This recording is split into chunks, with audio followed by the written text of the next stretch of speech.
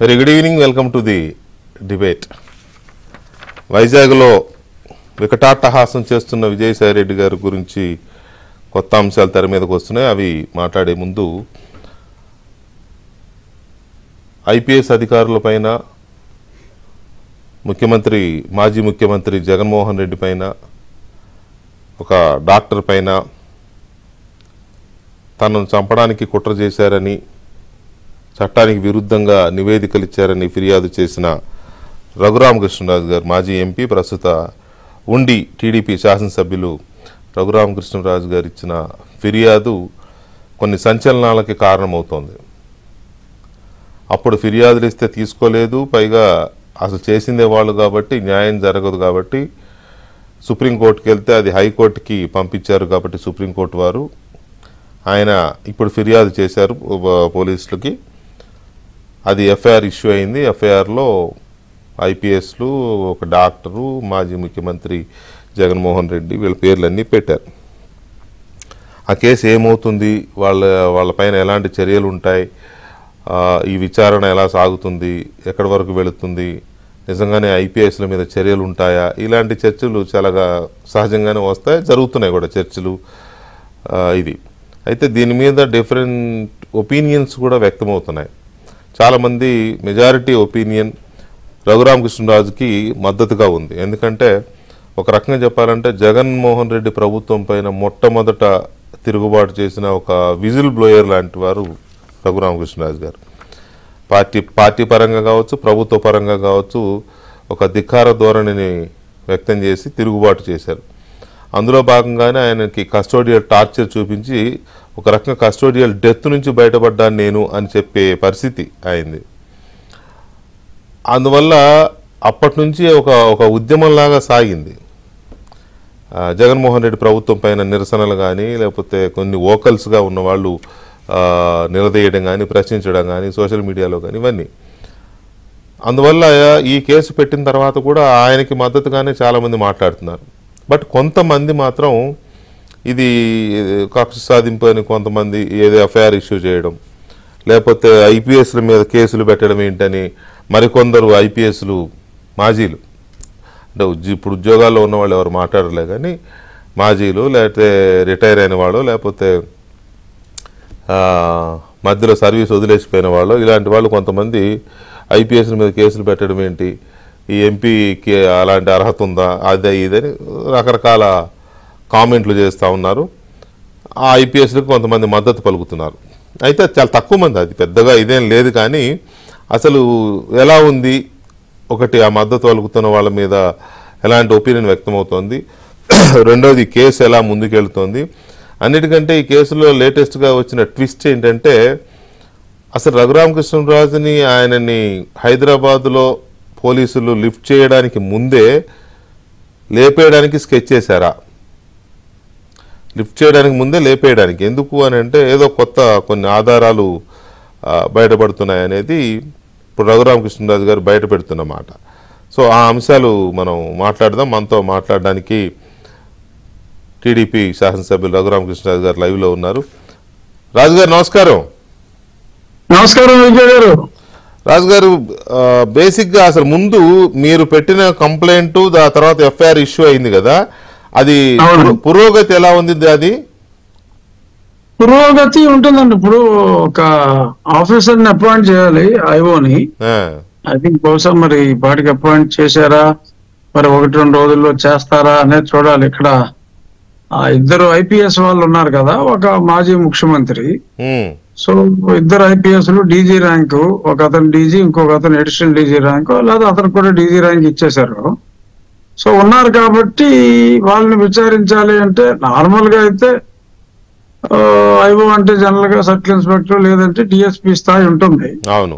But ఇక్కడ బహుశా at least మరి ఒక ఎస్పీ స్థాయి, కనీసం అడిషనల్ ఎస్పీ స్థాయి అయినా ఉండే అవకాశం ఉందేమో అని నేను అనుకుంటున్నా. ఎందుకంటే ఇది రేరు, ఇటువంటి కేసు చాలా రేరు.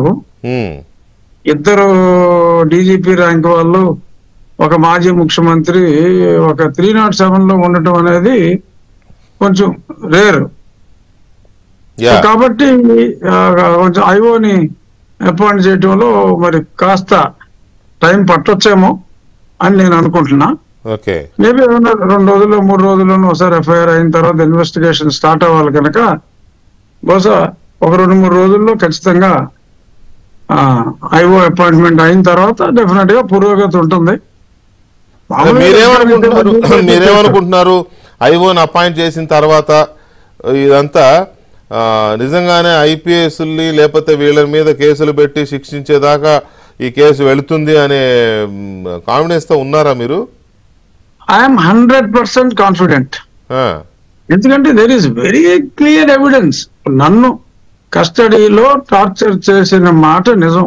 ఐఎమ్ నాట్ టాకింగ్ అబౌట్ నా మీద పెట్టిన 124A కేసు సబబు కాదా అనేది కాదు అసలు నా ప్రశ్న. నన్ను ఎందుకు కొట్టావు చెప్పరా అని అడుగుతున్నా. ఏ హక్కుతో నువ్వు నన్ను కొట్టావు? నన్ను చంపాలన్న ప్రయత్నం ఎందుకు చేశావు? చేశాడు, నన్ను కొట్టాడు అన్నది 100% నిజమని ప్రూవ్ అయిపోయింది. వీళ్ళు ఆ ప్రభావతిని ఏం మేనేజ్ చేసినా, గుంటూరు హాస్పిటల్ మేనేజ్ చేసినా, నాకు సికింద్రాబాద్ హాస్పిటల్ వాళ్ళు క్లియర్ కట్ గా అది ఎక్మోసిస్ ఆన్ బోత్ ద ఫీట్ అని చెప్పి చాలా స్పష్టంగా రాశారు. ఎక్మోసిస్ అంటే ఏంటో చదువుకున్న వాళ్ళకి డాక్టర్స్ కి క్లియర్ గా అర్థమవుతుంది. ఎక్స్టర్నల్ ఒత్తిడి వలన రక్తస్రావం జరిగినప్పుడు కలిగే జరిగే పరిణామాలని వలన మనకి స్కిన్ కి జరిగిన డ్యామేజ్ అది ఎక్మోసిస్ అని వస్తుంది. దానివల్ల కన్ఫ్యూజన్ అని అంటారు మెడికల్ భాషలో ఇంకొక మాట. So contusion because of ecchymosis. Bruise అంటారు. ఇప్పుడు మీకు గట్టిగా తొడపాసం పెట్టినా కూడా నల్లగా కవిలిపోతుంది ఒకసారి అక్కడ టిష్యూ డ్యామేజ్ అయ్యి. సో అది నన్ను దారుణంగా నా కాళ్ళ మీద కొట్టారు కాబట్టి క్లియర్ గా ఆ బ్లడ్ చీరి అది కర్ర మార్కులు స్పష్టంగా పడిపోయినాయి. ఆ బ్లడ్ కొట్టినట్టు అక్కడ క్లాట్ అయింది, అలా ఉండిపోయినాయి ఆ మార్కులన్నీ. సో ఆ ఒత్తిడికి ఏడీమా లాగా కాలు వాచిపోయినాయి. సో అక్కడ కాలు వాచిపోవటం ఇవన్నీ క్లియర్ గా ఉన్నాయి. తర్వాత నన్ను అరెస్ట్ చేసినప్పుడు చాలా వీడియోలో నేను కాలు మీద కాలేస్తే కూర్చుంటా, ఎందుకంటే మరి కొంచెం పొడుగు కాలు కాబట్టి కాలు మీద కాలేసి కూర్చున్నప్పుడు ఆ కాళ్ళు ఆ పాదాలన్నీ కూడా చాలా పింక్ కలర్ లో ఆ వీడియోలో కూడా ఉన్నాయి స్పష్టంగా. అది ఓవర్ నైట్ ఇక్కడికి వెళ్ళిన తర్వాత ఏదో అయితే ఆడాడో పిచ్చోడు లాయర్ గారు ఏదో చెప్పాడని చెప్పి గర్భిణీ స్త్రీలకు వచ్చి ట్రబుల్ ఏదో వచ్చిందని, సో ఏదో రకరకాల పిచ్చి డిమరేషన్లు అప్పుడు ఏదో పనికిరాని ఛానల్స్ లో కూర్చాడు. So that's all trash. ఏదో నోటికొచ్చింది కావాలని వాగాడు. ఇది పుట్టినందువల్ల ఇది జరిగింది అనేది ఉంది. నేను మ్యాజిస్ట్రేట్ గారికే ముందు చూపెట్టా. మ్యాజిస్ట్రేట్ గారు ఆ దెబ్బలు చూసి అది దెబ్బలు అని చెప్పి నిర్ధారించుకున్న తర్వాత మ్యాజిస్ట్రేట్ గారు 2 హాస్పిటల్స్ కి పంపించారు. She's also in a way, though she's a magistrate, she's also witness. ఆ దెబ్బలు చూశారు. నేను ఎప్పుడైతే కోర్టుకి తీసుకెళ్లారో మ్యాజిస్ట్రేట్ కోర్టుకి, అప్పుడే నేను మీడియా వాళ్ళందరూ కూడా నా పాదాలు ఆ ఫోటోలు తీయటం జరిగింది. అవును, అప్పుడే చూసాం. వీళ్ళు ఎంత కవర్ చేసినా వీళ్ళందరూ కలిసి కుమ్మక్కయ్యి ఆ లోకల్ వాళ్ళు వీళ్ళందరూ ఎంత కుమ్మక్కయ్యి ఎంత ప్రెషర్ పెట్టినా వీళ్ళు ఊహించింది ఏంటంటే అసలు ఈ గొడవ లేకుండా నన్ను జైల్లోనే లేపేయాలనుకున్నారండి. సుప్రీంకోర్టు దయతో నేను అరెస్ట్ అయిన 24 గంటల లోపే చెప్పాలి అంటే జైల్లో పెట్టిన 24 గంటల లోపే precisely by 18th or 19th hour I got orders to lift me to Secunderabad military hospital. అయితే ఇక్కడ నేను ఇవాళ విన్నది ఏంటంటే మిమ్మల్ని ఇక్కడ లిఫ్ట్ చేయడానికి ముందే, అంటే May 14th మీ పుట్టినరోజు నాడు మీ ఇంట్లోంచి, హైదరాబాద్ ఇంట్లోంచి మిమ్మల్ని పోలీసులు లిఫ్ట్ చేయడానికి ముందే అక్కడ కొన్ని ఏర్పాట్లు చేసేశారు. మిమ్మల్ని లేపేయడానికో లేకపోతే మిమ్మల్ని భౌతికంగా నిర్మూలించడానికో ఏర్పాట్లు చేశారు అనేది మీరు ఆరోపిస్తున్నట్టుగా నేను విన్నాను. ఏంటి ఆ వివరాలు? చెప్తాను వెంకటకృష్ణ గారు, స్పష్టంగా చెప్తా.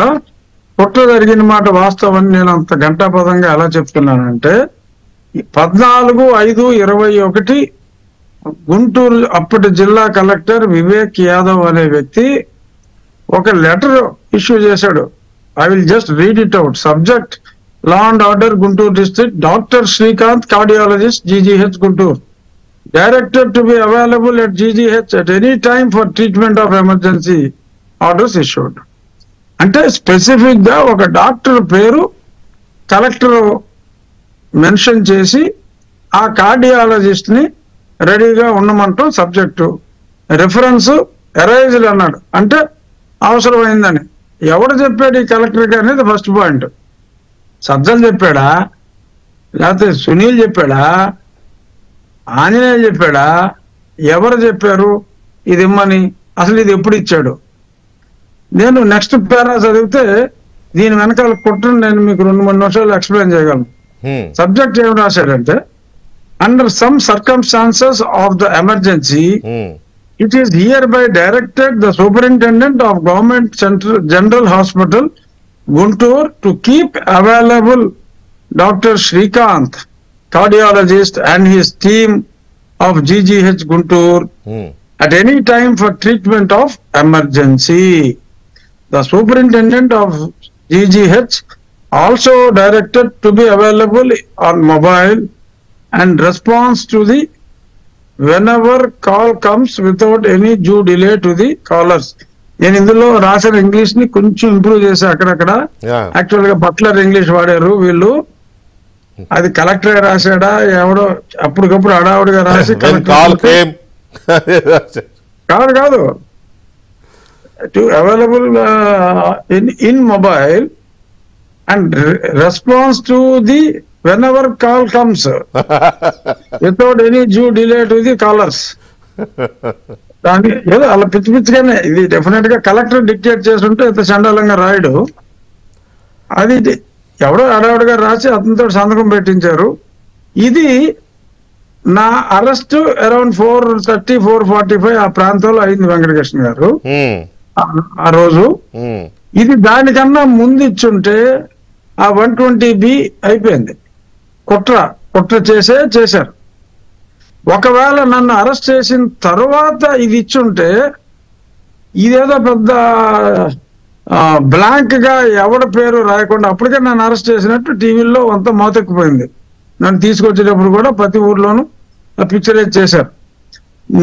నేను బయలుదేరిన తర్వాత అయ్యి ఉంటే this collector should have mention my name. అవును, ఆయన తీసుకొస్తున్నారు, హార్ట్ పేషెంట్, ఎమర్జెన్సీకి రెడీగా ఉండండి అని చెప్పాలి.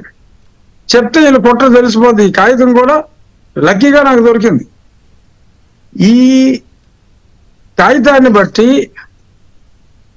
100% వీళ్ళు అనుకున్నది ఏమై ఉండొచ్చు అంటే డెఫినెట్ గా వీళ్ళు నన్ను తీవ్రంగా హింసించారు, గుండెల మీద కూర్చున్నారు. ఆ తాకిడి ఎలా ఉందంటే ఆ 2 మంచం గోళ్ళు ఇరిగిపోయినాయి అంటే దాన్ని బట్టి అర్థం చేసుకోవచ్చు. ఆ ప్రెషర్ కి నార్మల్ గా అప్పటికి 4 నెలల ముందు సర్జరీ అయినోడు, ఓపెన్ హార్ట్ సర్జరీ అయినోడు లేచిపోవాలి. సో ఫిజికల్ గా పీకి పిసకు ఏదో రకంగా చంపితే పోస్ట్ మార్టంలో తెలిసిపోతుంది. సో న్యాచురల్ గా పోయేలాగా చేసి మీలో అప్పుడే డాక్టర్ టీం కూడా రెడీగా ఉన్నారు. ఆ డాక్టర్ టీం చాలా వైద్య సేవలు అందించాలని చూసినప్పటికీ పాపం ఫలితం లేకపోయింది. చాలా మరి ఇంత ప్రజలకు నిజాలు చెప్పిన ఈ నాయకుడు మరి అతని ఆకాంక్ష తీరకుండానే చనిపోవడం చాలా బాధాకరం అని చెప్పి మరి చాలా మంది మా ఇప్పటి పార్టీ వాళ్ళు, మా అప్పటి పార్టీ వాళ్ళు సంతోషంగా, మా ఇప్పటి పార్టీ వాళ్ళు కొంచెం బాధగా మరి నివాళులు కూడా అర్పించేసి ఉండేవారేమో. వీళ్ళ ప్లాన్ అయితే నన్ను లేపటానికి, నా గుండె జబ్బు నెపంతో లేపటానికి. అసలు కలెక్టర్కి, గుంటూరు కలెక్టర్కి అక్కడ కార్డియాలజిస్ట్ ఎవడో వీడికి ఎలా తెలుస్తుందంటే, కలెక్టర్కి నాకు తెలియ అడుగుతాను. అవును, ఆ కార్డియాలజిస్ట్ పేరుతో సహా రాసేస్తాడా, నువ్వు నీ టీము రెడీగా ఉండరా, అనుకోని ఎమర్జెన్సీ ఒకటి రావచ్చు అని. అంటే లేపేస్తారని మామూలుగా ఇస్తే హాస్పిటల్లో కార్డియాలజిస్టు ఇంకేదైనా స్పెషలిస్ట్ అందుబాటులో ఉండాలని అందుబాటులో ఉండాలి అనాలి. అసలు collector giving this kind of an order is not heard. బాగుందండి. నిజంగానే మీరు అన్నట్టు ఎవరు వస్తున్నారో మెన్షన్ చేయలేదు కానీ ఎవరు ఉండాలో మెన్షన్ చేశారు. ఎవరు ఉండాలో మెన్షన్ చేశాడు. అది కరెక్ట్ గా చెప్పారు. ఎవరు ఆన్ ది డాట్ ఎవరు ఉండాలో చెప్పాడు, ఎవడు వస్తాడో చెప్పలేదు. ఇది ఎమర్జెన్సీ అంట, రిఫరెన్స్ అరైజ్డ్ అంట, అంటే ఎవడు చెప్పాడు? సో ఇప్పుడు ఇది మీకు ఒక అంటే మీకు ఒక మీరు పెట్టిన కంప్లైంట్ కి కేసు విచారణలో ఇది ఒక ఎవిడెన్స్ లాగానో లేకపోతే ఇంకొక రకమైన ఇది ఒక పెద్ద పాయింట్. ఇప్పుడు ఆ కలెక్టర్ వివేక్ యాదవ్ కి యాదవ్ నీకు ఎవడు చెప్పాడు యాదవ్ అని అడగాలి. ఇప్పుడు అతను చెప్పాలి. సీఎంఏ ఫోన్ చేశాడా, సజ్జలు ఫోన్ చేశాడా, అసలు ఎన్నింటికి ఫోన్ చేశాడు, నీకు ఎవడు రెడీ చేశాడు, ఇవన్నీ కూడా బయటకు వస్తాయి. ఇది ఒక పెద్ద కుట్ర వెంకటకృష్ణ గారు, నన్ను లేపటానికి చేసిన పెద్ద కుట్ర. ఈ ముఖ్యమంత్రికి ఏంటంటే సింపుల్ గా ఎవరికైనా మరణశిక్ష విధించేస్తాడు, అది ఈజీ సొల్యూషన్ ఇతనికి. కేవలం నేను వెంకటేశ్వర దయతో బయటపడ్డానన్నమాట నిజం. మాజీ ముఖ్యమంత్రి, అప్పటి ముఖ్యమంత్రికి ఫస్ట్ సొల్యూషను మర్డరు. అది కుదరని పక్షంలో సామధాన భేద దండోపాయాలు వెనక నుంచి వస్తాడు మావాడు, రివర్స్ ఇంజనీరింగ్. సామధాన భేద దండోపాయాలు ముందు దండోపాయంగా వస్తాడు, తర్వాత భేద, తర్వాత దాన, చివరిలో సామ. అది మా రివర్స్ వీరుడు ఆ రకంగా వస్తాడు. సో ఇప్పుడు విషయం ఏంటంటే మీరు ఇచ్చిన ఈ కంప్లైంట్ కొంత అంటే సరే గవర్నమెంట్ వచ్చింది కదా, అప్పుడు వాళ్ళు ఎలాగూ కంప్లైంట్ తీసుకోలేదు, న్యాయం జరగలేదు కాబట్టి ఇప్పుడు కంప్లైంట్ ఇచ్చారు అని అనుకున్నారు. కంప్లైంట్ ఇచ్చినప్పుడు ఎప్పుడైతే ఎఫ్ఐఆర్ ఇష్యూ అయిందో, ఇద్దరు డీజీ ర్యాంక్ ఐపీఎస్ల మీద, మాజీ ముఖ్యమంత్రి మీద, ఒక డాక్టర్ మీద, వీళ్ళ మీద ఎఫ్ఐఆర్ ఇష్యూ అయిందో, దెన్ అది చాలా సెన్సేషన్ అయిపోయింది. రకరకాల ఒపీనియన్స్ వస్తూ ఉన్నాయి. చాలా మంది మెజారిటీ మీకు మద్దతే వస్తుంది. ఆయన ఆ సఫర్ అయ్యాడు, ఆ వేదన అనుభవించాడు కాబట్టి. కానీ కొంతమంది అంటే లర్న్డ్ పీపులే, వాళ్ళు గతంలో ఐపీఎస్లు గానో చేసిన వాళ్ళు అయి ఉండొచ్చు, లేకపోతే రకరకాల పీపుల్ కొంతమంది ఉన్నారు. నేను ఇంటలెక్చువల్ దీని కింద చూడొచ్చు, ఇంటలెక్చువల్స్ ఉన్నారు. ఎందుకంటే ఈ ఇంటలెక్చువల్ కి మద్దతు ఇచ్చిన ఆ ఇంటలెక్చువల్ ఎస్పీగా ఉన్నప్పుడే పరిటాల రవి గారి మర్డర్ జరిగింది. అదే వాట్ ఎవర్ కాదు, that is also the point to be noted. నాకు తెలుసు, నాకు ఐడియా ఉంది. అప్పుడు అన్యాయం మీద ప్రతిఘటించిన ఒక నాయకుడు చంపబడిన సమయంలో ఉన్న ఎస్పీ ఈ ఎస్పీకి తన సంపూర్ణ మద్దతు ప్రకటించాడు. కానీ అక్కడ అసలు కడుపు చక్కలైపోయి జోక్ ఏంటంటే వెంకటకృష్ణ గారు, అసలు ఎలా ఇతను this guy how he got elected second time again as MLA, I don't understand అన్నాడు. అది ఓపెన్ గానే చెబుదాం మనం. ఇందులో ఏముంది, ఆయన ట్వీట్ చేశారు క్లియర్ గానే మీ మీద, ఆర్ఎస్ ప్రవీణ్ కుమార్ గారు, మాజీ ఐపీఎస్. అతను రికార్డ్ ఏంటంటే నాకు తెలిసి అది ఇండియాలోనే రికార్డ్ అవుతుంది. 2 సంవత్సరాల అచిరకాలంలో 2 సార్లు ఎమ్మెల్యేగా, ఒకసారి ఎంపీగా 2 పార్టీల నుంచి పోటీ చేసి ఓడిపోయిన చిరస్మరణీయుడు అతను. అతను చాలా ఆశ్చర్యపోతున్నాడు, నేను 2వ సారి కూడా ఎలా నెగ్గానండి. సో అతను ట్రాక్ రికార్డ్. నేను ఆయన మీ మీద నిశ్చితంగానే విమర్శించాడు, ఐపీఎస్ మీద ఎలా కేసు పెడతారు, నేను షాక్ అయ్యాను కేసులు పెట్టడం మీద. మీ మీద మీరు కూడా పార్లమెంట్ ఏదో మాట్లాడారంట కదా ఆయన గురించి.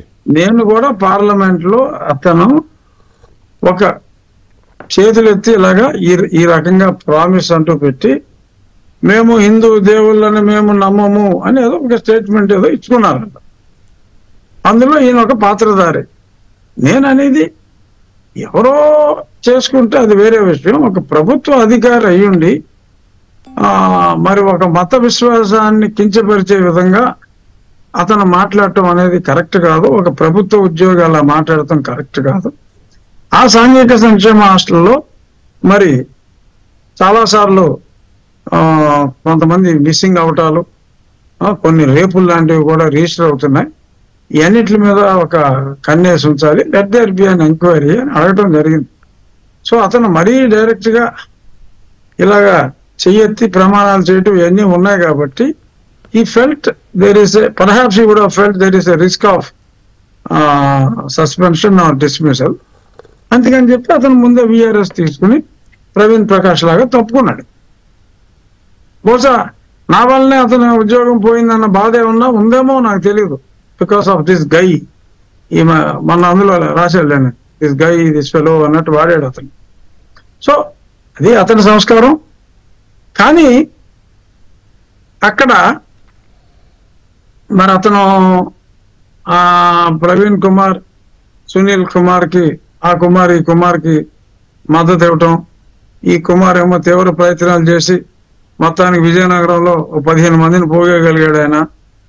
చాలా అన్యాయం జరిగిందని మా ఊర్లో కూడా చాలా ట్రై చేశారు, కానీ మా ఊరోళ్ళు ఎవరో దరికి రాబోకోయి రాజా అని చెప్పేశారు. సో మొత్తం మీద పాప ఏదో ప్లాన్ చేసుకున్నాడు. ఇది ఒక కుల సమస్యగా దాన్ని చిత్రీకరించాలని చెప్పి తీవ్ర ప్రయత్నం చేశాడు. తప్పు చేసింది అతను, శిక్ష అతను అనుభవించాలి. ఏ దళితుడు కష్టం వచ్చినా నేనున్నాను అంట. ఏది అతను కష్టం వస్తే అతను ఉన్నాడు అని అనుకోవాలి. సుధాకర్కి మరి రోడ్డు మీద కొట్టినప్పుడు ఏం చేశాడు ఈ దళిత బంధు? సుబ్రహ్మణ్యాన్ని పార్సల్ చేసినప్పుడు ఏం చేశాడు ఈ దళిత బంధు? సో అప్పుడు లేదు. ఇప్పుడు అతను చేసిన నేరానికి మరి అతను ఎఫ్ఐఆర్ లో పడిపోతే ఆ పోలీసు వ్యవస్థనే ప్రశ్నిస్తున్నాడు. అసలు నా 14వ తారీఖు ఉదయం నా మీద కంప్లైంట్ వచ్చినట్టు చూపెట్టారు వెంకటకృష్ణ గారు. ఆ రోజు ఉదయం 9 గంటలకి కంప్లైంట్ వచ్చిందంట. ఎవడైతే కంప్లైంట్ వాడే ప్రిలిమినరీ ఎంక్వైరీ చేశాడంట. ప్రిలిమినరీ ఎంక్వైరీ చేసిన వెంటనే అరెస్ట్ చేయకపోతే బాబోయ్ జగన్మోహన్ రెడ్డి కూలిపోతాడు రాయ్ అని ఒక డెసిషన్కి వచ్చాడంట. డెసిషన్కి వచ్చి వెంటనే బయలుదేరి హైదరాబాద్ వచ్చారంట. మరి ఈలోపు కలెక్టర్ ఏమో ఎమర్జెన్సీ వచ్చేస్తాందిరా అని రాసేస్తాడు. ఇక్కడికి వచ్చి నన్ను పట్టుకుపోతారు, నన్ను చంపే ప్రయత్నం చేస్తారు, అన్ని చేసేస్తారు. అంతా 4 ఉదయం 9 గంటలకి కంప్లైంట్ వచ్చిందని రాసుకుని, ఎందుకంటే ఎఫ్ఐఆర్ పూర్తిగా బుక్ చేయకుండా వచ్చి రేపుకి వెళ్ళిపోయారు. ఎందుకంటే ఒకసారి ఎఫ్ఐఆర్ బుక్ అయితే నెట్లో పెట్టాలి, నెట్లో పెడితే నేను స్టే తెచ్చుకుంటాను, ఇదో తొకడా కేసు అని చెప్పి. అందుకని చెప్పి ఒక ప్రీ ప్లాన్డ్ గా ఆంజనేయులు, సునీల్ కుమారు, జగన్మోహన్ రెడ్డి వీళ్ళందరూ కలిసి చేసిన కుట్ర. తర్వాత అదొక పాత్రధారిగా ప్రభావతి కూడా ప్రవేశించింది ఇందులో, ఈ క్రైమ్ లో. మీకు చాలా మంది సర్కిల్ ఉన్నారు కదా, పొలిటీషియన్స్ కానీ, లేకపోతే అడ్వకేట్స్ కానీ, జడ్జెస్ కానీ, లేకపోతే ఐఏఎస్లు, ఐపీఎస్లు చాలా మంది ఉన్నారు కదా. ఒపీనియన్స్ ఎలా ఉన్నాయి? అంటే కొంత న్యూట్రల్ ఒపీనియన్ ఉండొచ్చు, లేకపోతే కొంతమంది. న్యూట్రల్ ఒపీనియన్ ఎవరికీ లేదండి, అందరికీ తెలిసిపోయింది నెక్స్ట్ డే కల్లా నన్ను చాలా దారుణంగా హింసించారు అన్న సంగతి. It's an open secret known to every police officer, every IAS officer. చాలా హైయెస్ట్ లెవెల్ తో నేను మాట్లాడాను. They all confessed. చేసిన ఏదో పనులన్నీ చేసేసి మళ్ళీ చేశానని చెప్పుకోవడానికి సుసు పోసుకుంటున్నారు ఇప్పుడు ఈ సోకాళ్ళు పెద్ద మనుషులు. అదే అసలు మేము కొట్టలేదంట. నువ్వు కొట్టకుండానే కార్లు పూరీలు అవుతారా? ఎలా అవుతాయి? అవు కదా.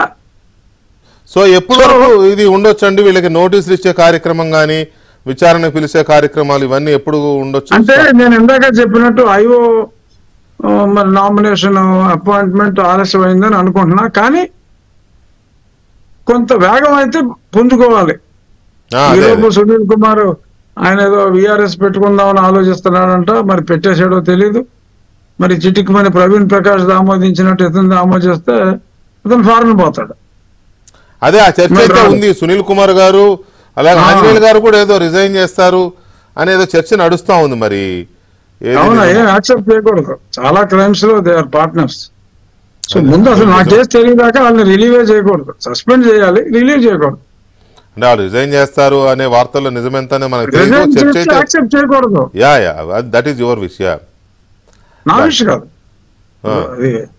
They are part of the crime, they can't be relieved అంటుంది. Okay, right.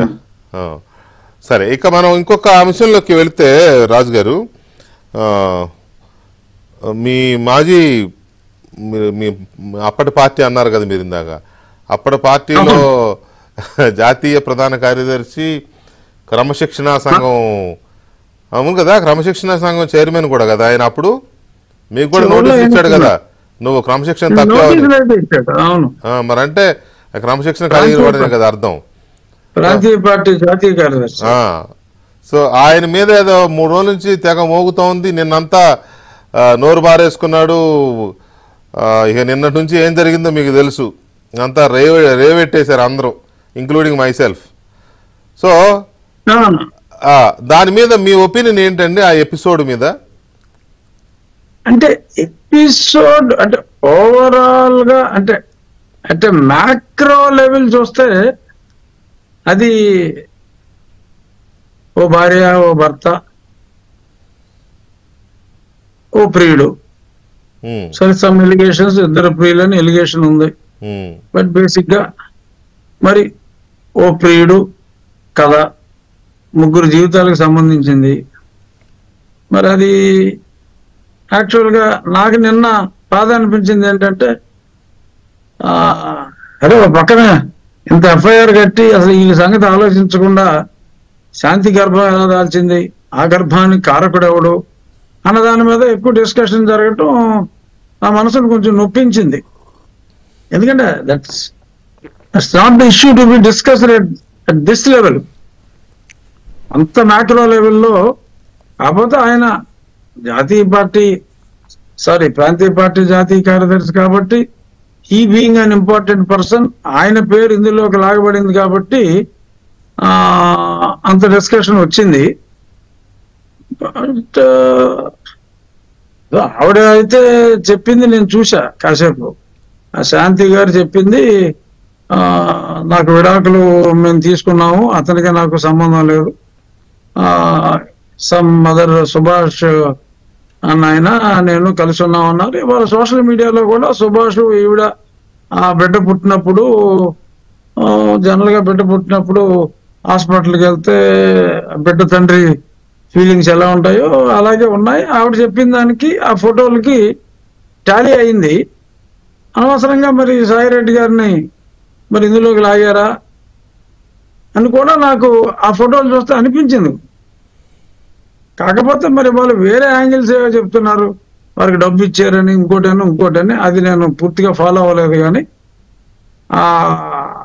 I think as far as the delivery of that boy is concern, ఆ ఫోటోలన్నీ కూడా మరి ఆ శాంతి గారు చెప్పినట్టు సుభాష్ గారు, శాంతి గారు అఫీషియల్ గా వివాహం చేసుకోకపోయినా వాళ్ళు కలిసి ఉన్నారని ఆ హాస్పిటల్ ఫొటోస్ అన్ని స్పష్టంగా తెలియజేస్తున్నాయి. కాబట్టి ఆ గర్భానికి కారణం విజయసాయి రెడ్డి గారు అని అనటం సముచితం కాదు, అనుచితం అని నేను అనుకుంటున్నాను. రైట్, అంతవరకు బాగానే ఉంది.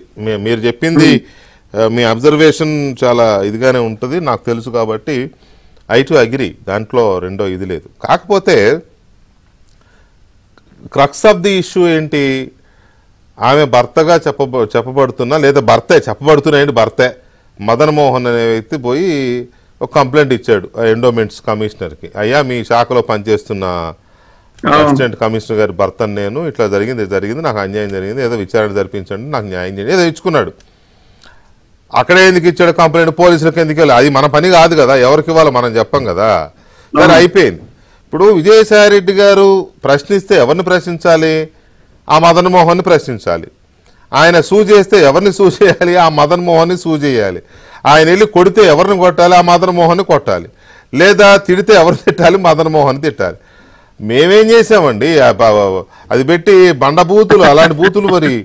అది సో ఇది అంటే దాన్ని ఏమనాలా? దాన్ని ఫ్రస్ట్రేషన్ అనాలా? పాపం అంటే ఆయన ప్రమేయం లేకుండా వచ్చిన గర్భాన్ని గురించి మరి ఆయన్నేమో మరి అంత దారుణంగా ఆయన పేరు ఇన్వాల్వ్ చేసినప్పుడు డెఫినెట్ గా మరి కాస్త ఆవేశం రావటం సహజం. ఎవరి మీద ఆవేశం? ఎవరన్నారో వాడి మీద. అంటే విజయసాయి రెడ్డి గారు కూడా ఏం చెప్పాడంటే, కనీసం మీరు పబ్లిష్ చేసే ముందు నన్ను అడిగితే నా వెర్షన్ కూడా తీసుకుని 2 చెప్పుంటే బాగుండేది కదా. అలా చేయకుండా సాయిరెడ్డి గారు అలా చేశాడు, ఇలా చేశాడు అని చెప్పి అంటాం నన్ను బాధ పెట్టిందని చెప్పి ఆయన బాధపడ్డాడు. డెఫినెట్ గా కొంత అర్థం ఉంది ఆయన బాధలో. కానీ ఇందాక మీరు చెప్పినట్టు ఈ ఆమె భర్త మదనుడు ఎవరికో ఉత్తరం రాశాడు, మదన్ మోహనుడు ఉత్తరం రాశాడు. అది మీడియాకి ఎలా వచ్చింది? మదనుడే ఇచ్చుంటాడా? అంతే ఎట్టనే ఉండొచ్చు. కమిషనర్ గారు అయితే ఎవరు, అది మదనుడే ఇచ్చి ఉండాలి అంతే. బట్ ఇంత ప్రాచుర్యం రావటం వెనక I think if I'm not wrong మా పార్టీలోనే ఒకళ్ళిద్దరు ఉన్నారు, ఒకడు ఉన్నాడు దీని వెనక కారకుడు అని కూడా ఆయన అంటం జరిగింది.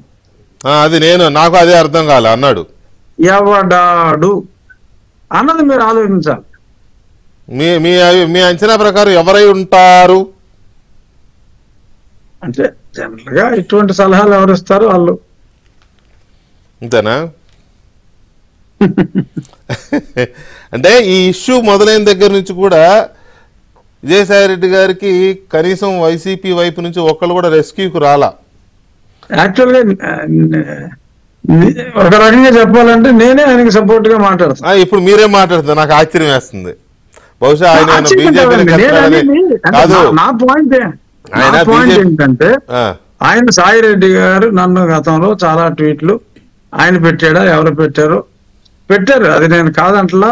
సాయి రెడ్డి గారు అంటే నాకు ప్రేమాభిమానాలు లేవు, కానీ ఒక నింద పడ్డప్పుడు ఆ నింద గురించి ఆయనకి గట్టిగా ఆపాదించే ముందు నాకు చెప్పి నా వెర్షన్ కూడా తీసుకుని ఉంటే బాగుండేది కదా అన్న ఆయన మాటలో డెఫినెట్ గా అర్థం ఉంది. పైగా ఇంకొక పేరు కూడా అందులో ఉన్నప్పుడు ఆయన పట్టించుకోకుండా మరి అంటే దీనికి కారణం ఎందుకు? ఒక వ్యక్తి మీద మన కోపం ఉన్నప్పుడు డెఫినెట్ గా ఇలాంటి అవకాశం వచ్చినప్పుడు నలుగురు నాలుగు రాళ్ళు వేస్తారు. రాజు గారు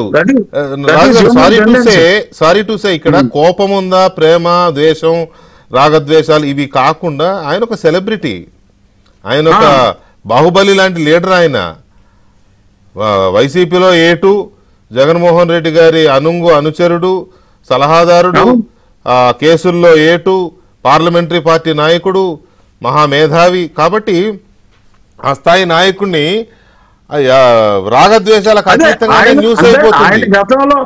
ఆయన గతంలో ఎంతో మందిని ఎన్నో మాటలు అకారణంగానో సకారణంగానో చాలా ఎక్కువగా మాట్లాడినందువల్ల జనాల్లో ఆ రియాక్షన్ వచ్చింది.